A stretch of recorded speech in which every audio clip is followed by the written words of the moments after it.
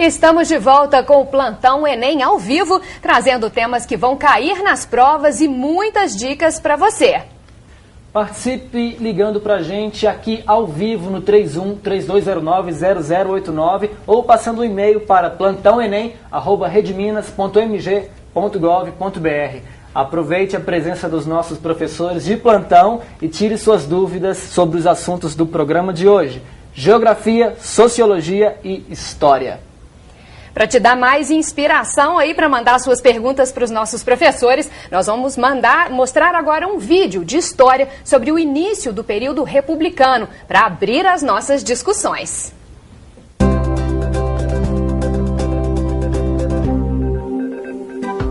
Cidadania tem tudo a ver com direitos.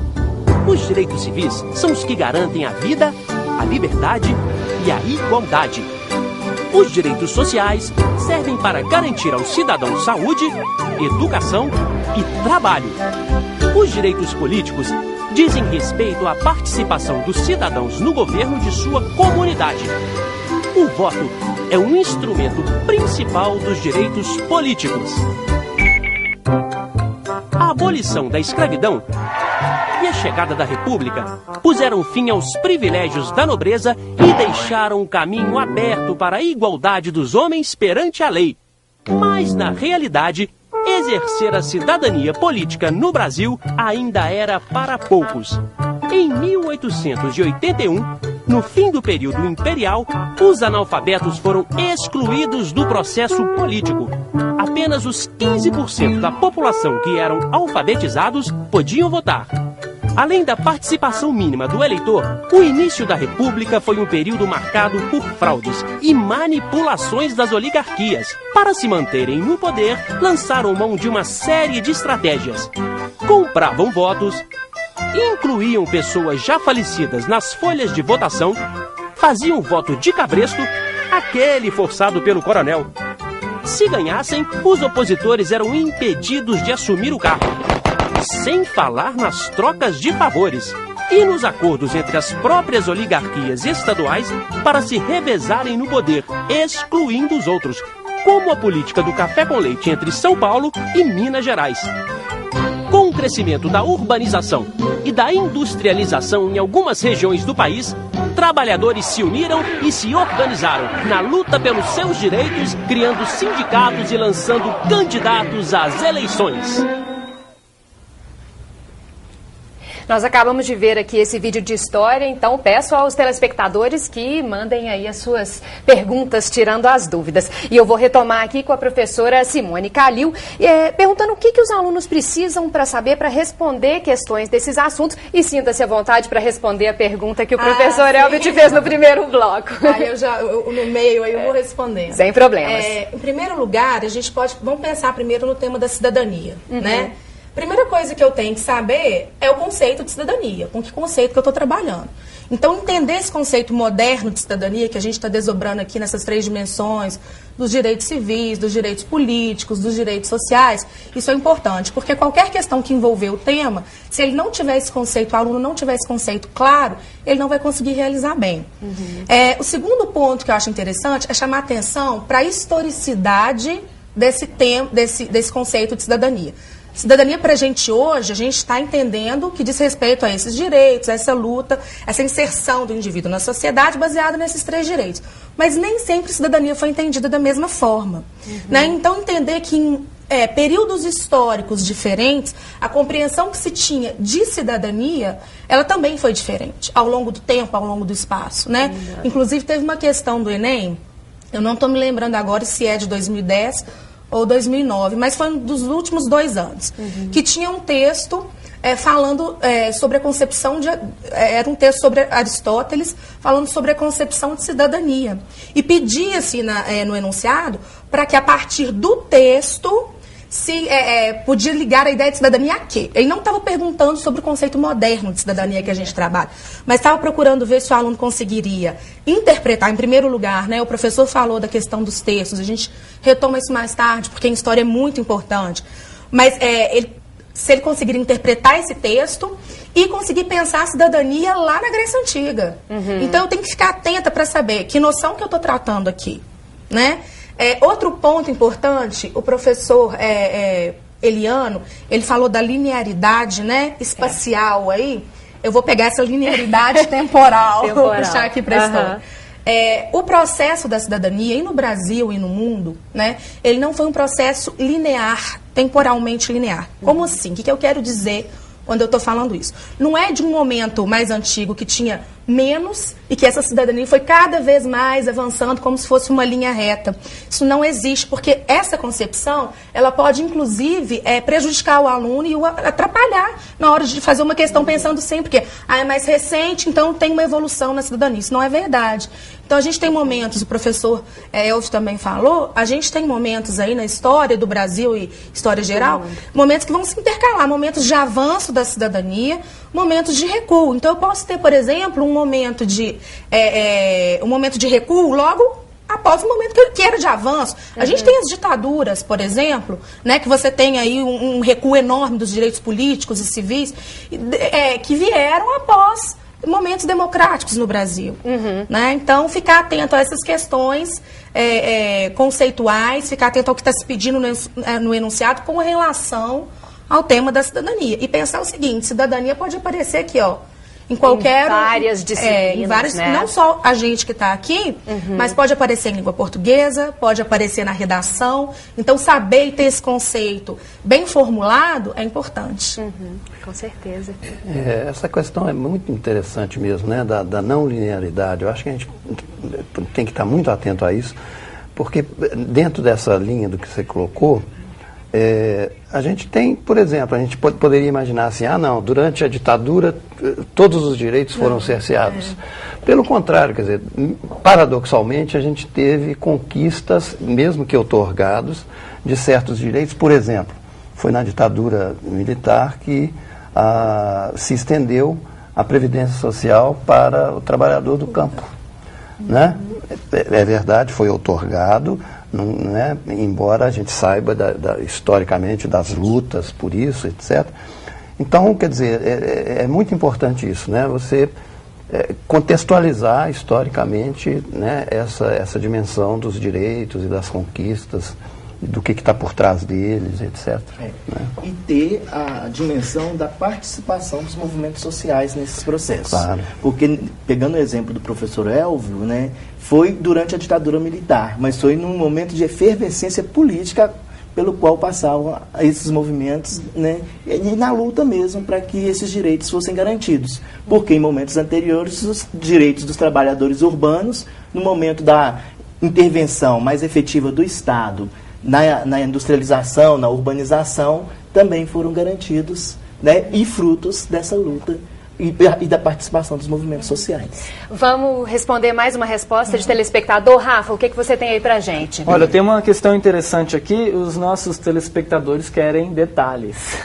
A Márcia Soares, lá de Juiz de Fora, ela quer saber o seguinte: como essas questões relacionadas ao conceito de cidadania podem ser cobradas, exatamente como podem ser cobradas. Falar exatamente é quase uma previsão, né? Bola de cristal não dá. Mas a gente tem parâmetros também das provas que já passaram, né? Anteriores.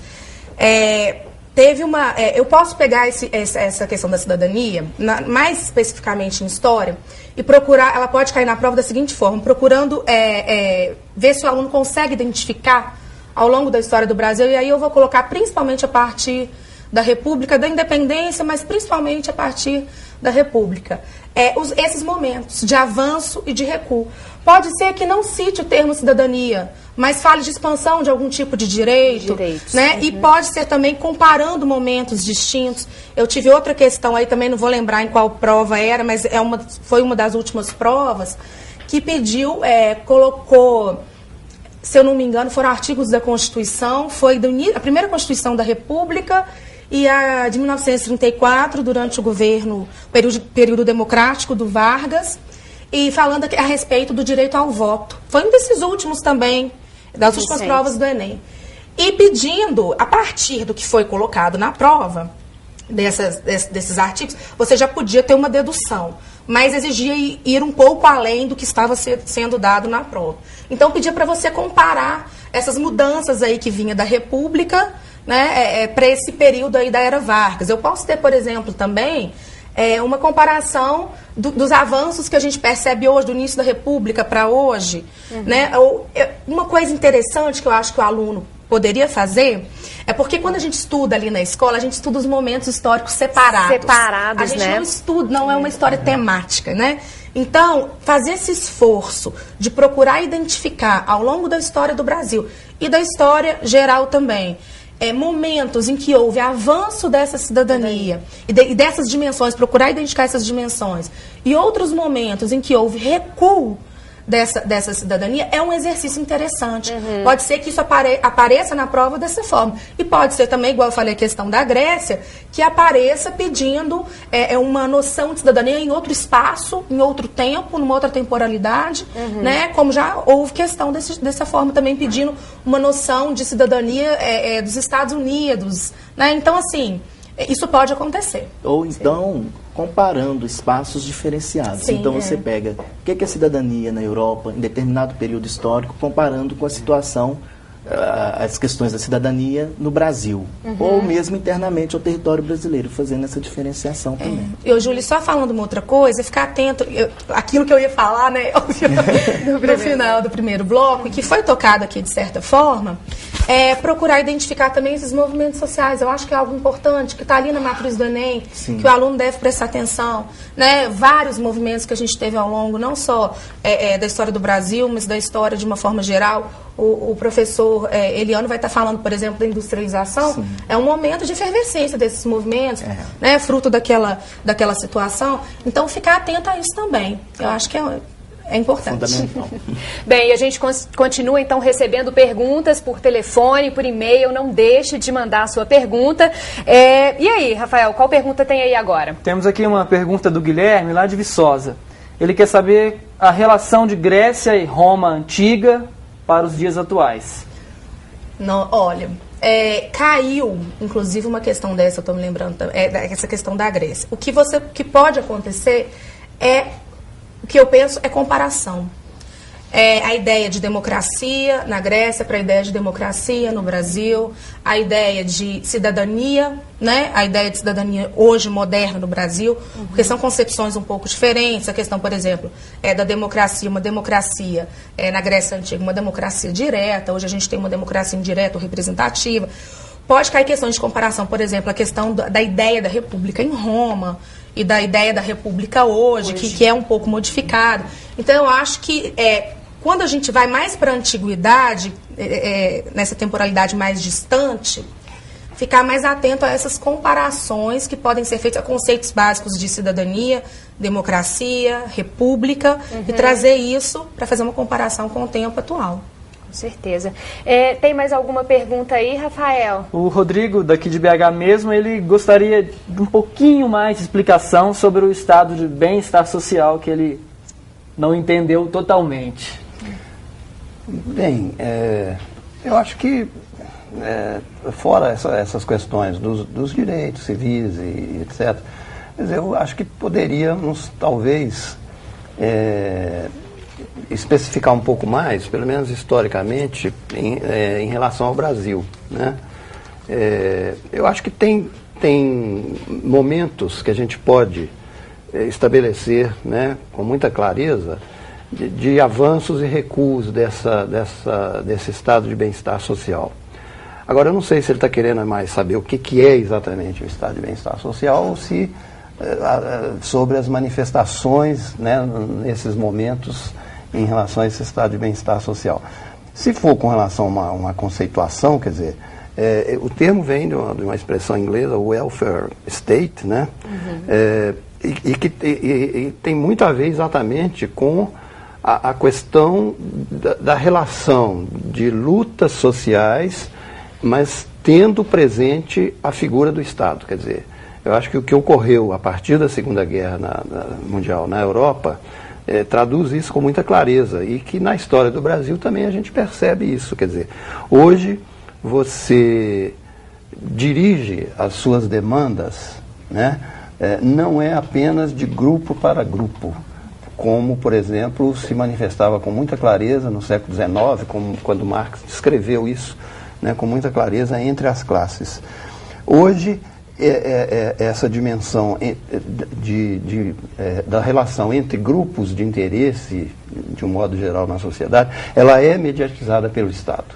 Quer dizer, isso não temos como, hoje, estabelecer conquistas e direitos, etc., sem essa mediação do Estado. Ok, muito obrigada, professor Elvio. E antes do próximo bloco, eu gostaria que a professora Simone desse uma dica de história para quem vai fazer a prova do Enem. Uma dica é a seguinte, prestar muita atenção nos textos. Eu vou voltar um pouquinho ao que o professor Elvio falou.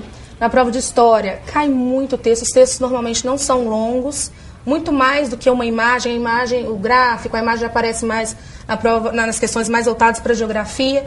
Prestar muita atenção, porque em muitos momentos, muitas questões, você consegue resolver a questão se você conseguir interpretar bem o texto sem muito conhecimento prévio para isso. É claro que alguns vão te demandar um conhecimento histórico mais específico, principalmente para articular conceitos que você já tem que saber com o que o texto está falando.